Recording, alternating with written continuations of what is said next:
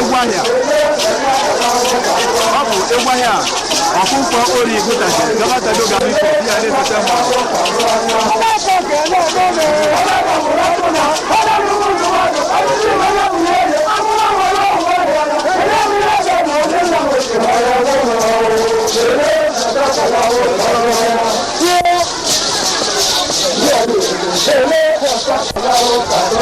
Akadawo uka do anya.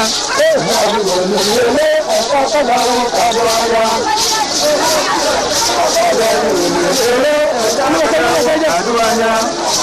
Abu esa lekwipe ahugo bunda na wata na woka ike kwuko wo.